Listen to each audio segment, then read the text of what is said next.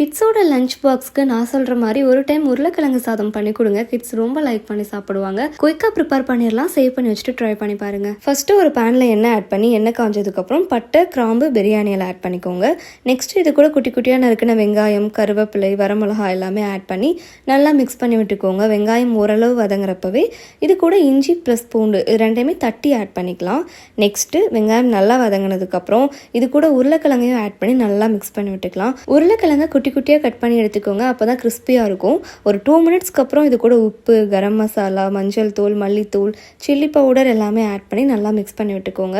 இது ஒரு 5 மினிட்ஸ் நல்லா வேகட்டும். ஒன்ஸ் உருளைக்கிழங்கு நல்லா வெந்து மசாலாவோட பச்சை ஸ்மெல்லாம் போனதுக்கப்புறம் இது கூட லைட்டாக பெருங்காயத்தூள் ஆட் பண்ணி ஒரு 2 மினிட்ஸ்க்கு அப்புறம் கேஸ் ஆஃப் பண்ணிடுங்க. நெக்ஸ்ட்டு இந்த உருளைக்கிழங்கு மசாலா கூட ரைஸையும் ஆட் பண்ணி நல்லா ஈவனாக மிக்ஸ் பண்ணி விட்டு லைட்டாக கொத்தமல்லி தலையை தூவி விட்டு இதை லஞ்ச் பாக்ஸ்க்கு பேக் பண்ணுங்கள். கிட்ஸ் கண்டிப்பாக ரொம்ப லைக் பண்ணி சாப்பிடுவாங்க. இது மாதிரி டிஃப்ரெண்ட்டான வெரைட்டி ரைஸ் லஞ்ச் பாக்ஸ் ரெசிபீஸ்லாம் தெரிஞ்சுக்க இந்த பேஜை ஃபாலோ பண்ணிக்கோங்க. தேங்க்யூ.